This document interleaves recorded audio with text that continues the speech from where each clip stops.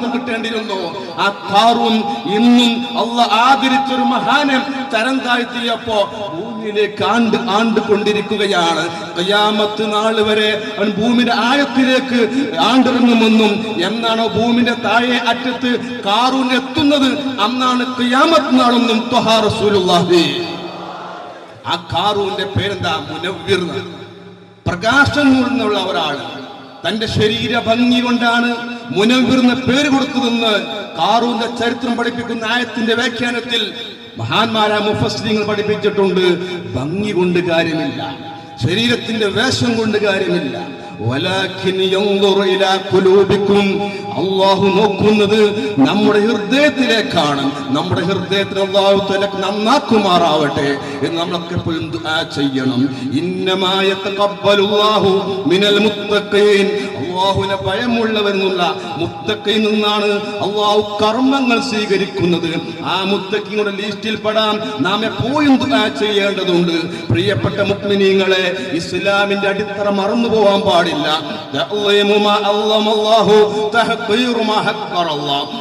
പണ്ഡിതനെ ഈ ഗൈത്തുവായാണ് പേജുകൾ ചെലവാക്കിയത്. എന്താ കാരണം? ജനങ്ങളെ സുന്നത്തമാത്തിന്റെ അഖീദ ജനമനസ്സും തകർക്കുവാൻ വേണ്ടി ഹാഫിളു ദഹബി എന്ന പണ്ഡിതൻ ശ്രമിച്ചപ്പോ തന്റെ ശിഷ്യനാകുന്ന അല്ലാമാ സുബ്ഖി റളിയല്ലാഹു തആല പറയുന്നു, എനിക്ക് ദഹബിയോട് കടപ്പാടുണ്ട്, അദ്ദേഹം എന്റെ ഗുരുവര്യനാണ്. പക്ഷേ അള്ളാഹുവിനോട് കടപ്പാടല്ലേ ഏറ്റവും വലിയ കടപ്പാട്. അതുകൊണ്ട് മുഅ്മിനീങ്ങളെ, നിങ്ങൾ ദഹബിന്റെ കിതാബ് നോക്കാൻ പാടില്ല. അദ്ദേഹം സുന്നത്ത് ജമാഅത്തിന് എതിരാളിയാണ്, അള്ളാഹ്ക്ക് ജിസ്മുണ്ടെന്ന് വാദിച്ച വഹാബിയാണ്, മുബ്തദിആണ്. തുറന്നു പറയാൻ ഇമാം സുബ്ഹിക്ക് മടിയുണ്ടായില്ലല്ലോ തന്റെ ഗുരു പേച്ച് പോയപ്പോ. നിങ്ങൾ നോക്കൂ, ഏതോ ഒരു മുടി കൊണ്ടുവന്നിട്ട് ഒരു ഉസ്താദിൻ ശിഷ്യനോട് പറയാ, ഒരു സനത് വേണ്ടേ നമുക്ക്? ഓർത്തു നോക്കാൻ നിങ്ങൾ, അതപതിച്ചു പോവുക.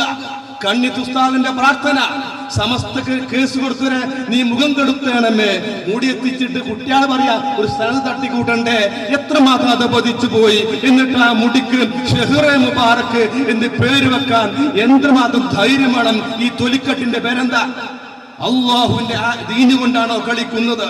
അതുകൊണ്ട് തന്നെ SKSS എന്ന മക്കൾ, SKSS നേതാക്കൾ ആദ്യമേ പിടികൂടിയപ്പോ ആ SKSS വിജയമാണ് ഷെഹ്റെ മുബാറക്ക് മാറ്റിയിട്ട് മസ്ജിദുൽ ആസാറാക്കി മാറ്റിയത്.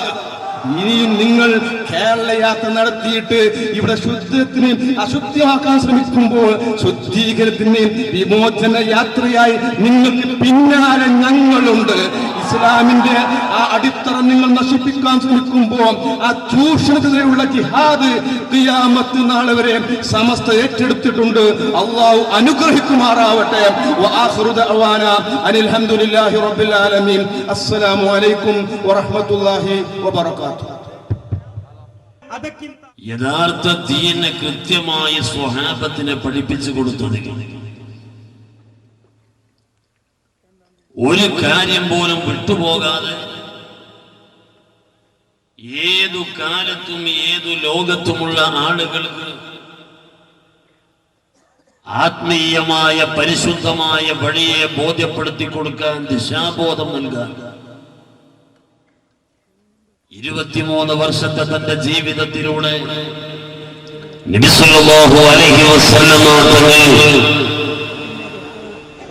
വളരെ കൃത്യമായ പദ്ധതികൾ ആവിഷ്കരിക്കുക, പ്രഖ്യാപിക്കുക, ഈ സമൂഹത്തെ ബോധ്യപ്പെടുത്തുക എന്നുള്ള കാര്യങ്ങൾ ശ്രദ്ധിച്ചിട്ടുണ്ടെങ്കിൽ അതിൽ വളരെ പ്രധാനപ്പെട്ട ഒരു കാര്യം നാളെ പരലോകത്ത് ഒരാൾക്ക് രക്ഷ ലഭിക്കലാണ്. ദുനിയാവിൽ ഒരു സുഖം ലഭിക്കൽ അല്ല, പരലോകത്ത് രക്ഷ ലഭിക്കൽ തന്നെയാണ്, സംശയമില്ല. റഹ്മാനായ അല്ലാഹുവിനെ ഈമാനുള്ള ഒരു മനുഷ്യന് കാണാൻ വല്ലാത്ത ആഗ്രഹമുണ്ടാവും. റബ്ബിനെ കാണൽ തന്നെയാണ് നമ്മുടെയൊക്കെ മനസ്സിലുള്ള വല്ലാത്ത ആഗ്രഹം.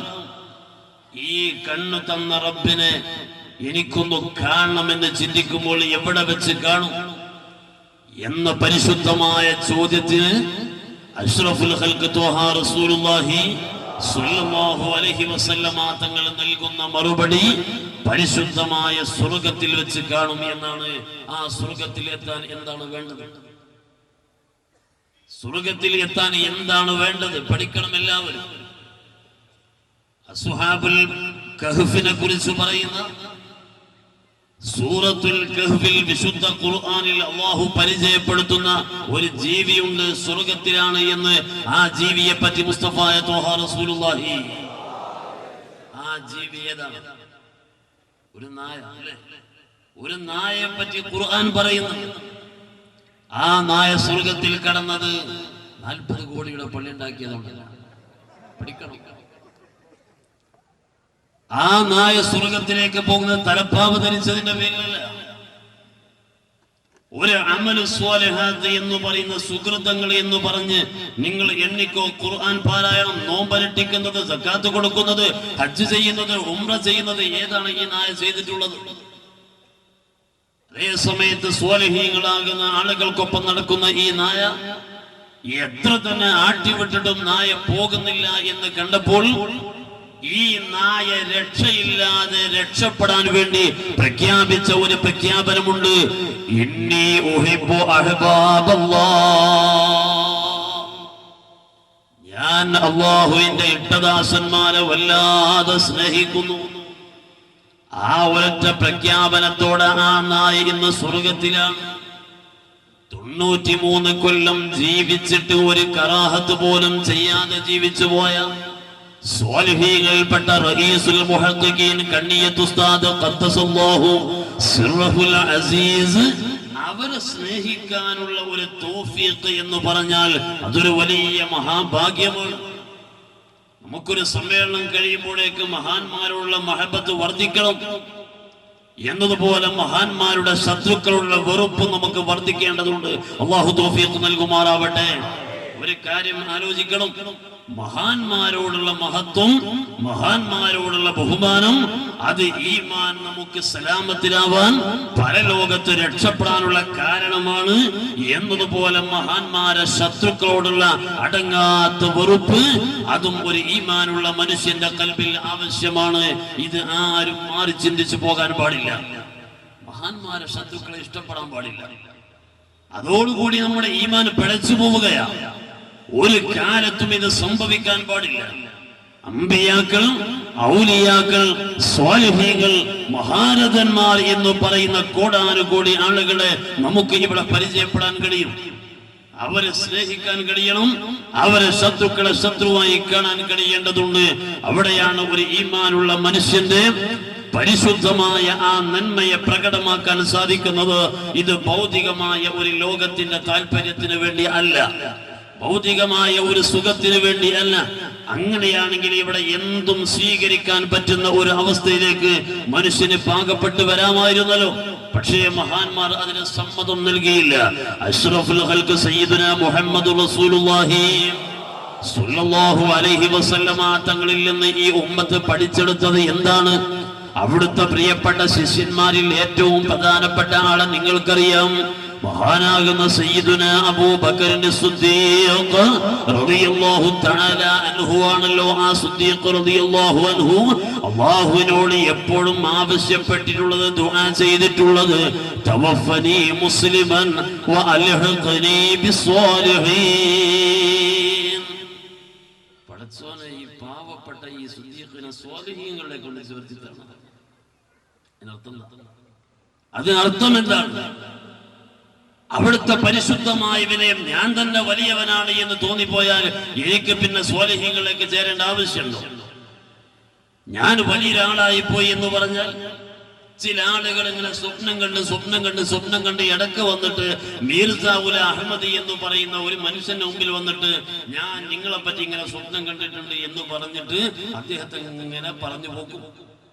കുറെ കഴിഞ്ഞപ്പോ അദ്ദേഹത്തിന് തോന്നിപ്പോ ഈ പറയുന്നതൊക്കെ ശരിയാണ്. അവസാനം അദ്ദേഹം കുറെ സ്വപ്നം കാണാൻ തുടങ്ങി. പറഞ്ഞ അവസാനം അദ്ദേഹം ഞാനൊരു നബിയാണ് എന്ന് പറയാൻ തുടങ്ങി. മീർസാവുല അഹമ്മദ് എന്ന് പറയുന്ന ഖാദിയാനി മതത്തിന്റെ നേതാവ്. ഇറാനിലെ പണ്ഡിതന്മാർ, ഇറാഖിലെ പണ്ഡിതന്മാർ, പാകിസ്ഥാനിലെ പണ്ഡിതന്മാർ, അറബ് ലോകത്തെ പണ്ഡിതന്മാർ ഖാദിയാനികൾക്കെതിരെ ഒരു തീരുമാനം പറയുന്നതിന് മുമ്പ് ശംസുൽ ഉലമാ ഖദ്ദസല്ലാഹു സിറഹുൽ അസീസ് പരസ്യമായി പറഞ്ഞു, ഖാദിയാനികൾ കാഫിറാണ്. എന്തേ പറയാൻ കാരണം?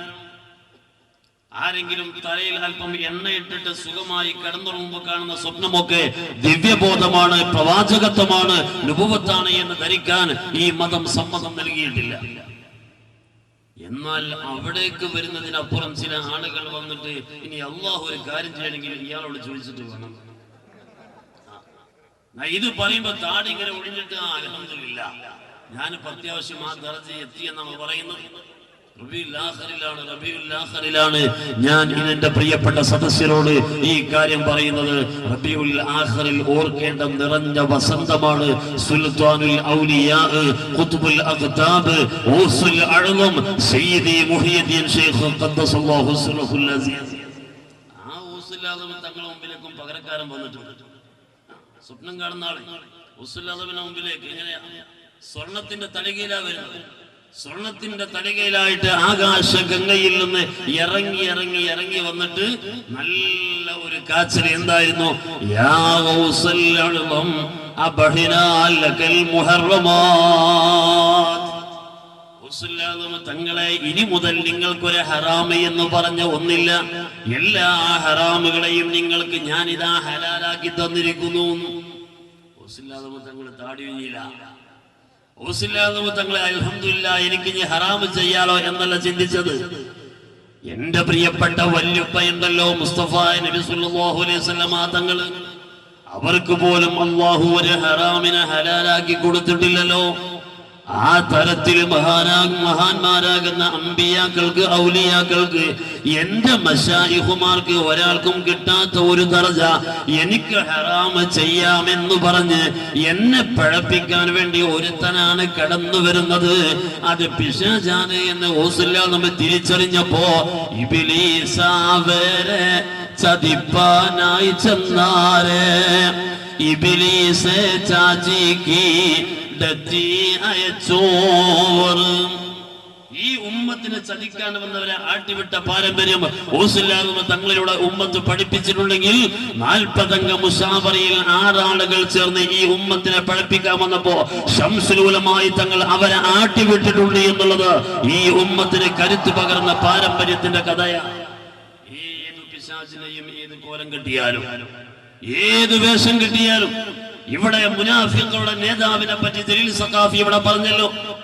മിനിറ്റുകളെ അദ്ദേഹം സംസാരിച്ചിട്ടുള്ളൂ എങ്കിലും മണിക്കൂറുകൾ പറയേണ്ട കാര്യങ്ങൾ അദ്ദേഹം പറഞ്ഞു തീർത്തിട്ടുണ്ട്. മുനാഫിഖുകളുടെ നേതാവ് വേഷം കെട്ടി വന്നിട്ട് പാവപ്പെട്ട ജനങ്ങളെ വഞ്ചിക്കാൻ വേണ്ടി കടന്നു വരികയാണ്. അവിടെയാണ് മുസ്ലിമീങ്ങൾ കാര്യങ്ങൾ പഠിക്കേണ്ടത്. കാപ്പട്യത്തിന്റെ ആളുകൾ തന്നെയാണ് വേഷം കെട്ടി വരുന്നത്. ശംസുൽ ഉലമായി തങ്ങൾക്കോ മഹാനാകുന്ന റഈസുൽ മുഹദ്ദിഖീൻ കണ്ണിയത്ത് ഉസ്താദിനോ ബഹുമാനപ്പെട്ട പാണക്കാട് ശിഹാബ് തങ്ങൾക്കോ മഹാരഥന്മാരാകുന്ന പണ്ഡിതന്മാർക്കോ ഒരു കോലം കെട്ടി വേഷം കെട്ടി വരേണ്ട ആവശ്യമില്ല. അവർ ഏതൊരു ശൈലിയിലാണോ ഏതൊരു സ്വഭാവത്തിലാണോ അതിന് ഉമ്മത്ത് നൽകുന്ന അംഗീകാരം വേഷത്തിന്റെ ഭാഗം അല്ല. നിങ്ങൾ ആലോചിക്കുക, 1993 സെപ്റ്റംബർ മാസം 19 ലോകത്തോട് വിട പറഞ്ഞ കണ്ണിയത്ത് ഉസ്താദ് ഖദ്ദസല്ലാഹു സിറഹുൽ അസീസ് ഒരറ്റം മുതൽ മറ്റൊരറ്റം വരെ യാത്ര നടത്തിയിട്ട് സ്വീകാര്യത ഉണ്ടാക്കിയവരല്ല. പിന്നെ എവിടുന്ന് സ്വീകാര്യത കിട്ടിയത്? എവിടുന്നാണ് സ്വീകാര്യത കിട്ടിയത്? വാഴക്കാട്ട് മണ്ണിലേക്ക് വന്നരായ കണ്ണിയത്ത് ഉസ്താദ് വഫാത്തായി എന്ന വിവരമറിഞ്ഞപ്പോൾ ഒഴുകിയെത്തിയ ജനലക്ഷങ്ങൾ, എന്നിട്ട് ആ വിശാലമായ മൈതാനിയിൽ വെച്ചിട്ടുള്ള ആ വലിയ ജനാസ നിസ്കാരം, ആ പരിശുദ്ധമായ നിസ്കാരം കണ്ടപ്പോൾ സുന്നത്ത് ജമാഅത്തിന്റെ പുറത്തുള്ള മലയാള ലോകത്തുള്ള ഒരു പത്രപ്രവർത്തകൻ എഴുതുന്നു, മഹാനാകുന്ന അഹ്മദ് ബിൻ ഹംബൽ റളിയല്ലാഹു അൻഹു അന്ന് ബഗ്ദാദിൽ ലോകത്തോട് വിട പറഞ്ഞ സമയത്ത് ആ ബഗ്ദാദിന്റെ മണ്ണിൽ 8 ലക്ഷം ആളുകൾ മയ്യിത്ത് നിസ്കരിക്കാൻ വേണ്ടി ഒരുമിച്ച് കൂടിയിട്ടുണ്ടെങ്കിൽ അതിനുശേഷം ഇത്ര ജനസാഗരം ഒരുമിച്ച് കൂടിയ ഒരു ജനാസ നിസ്കാരം ചരിത്രത്തിൽ രേഖപ്പെടുത്തിയിട്ടില്ല എന്ന്. എന്തുകൊണ്ടാണ് അന്ന് രേഖപ്പെടുത്തിയത്? ആ കണ്ണിയത്ത്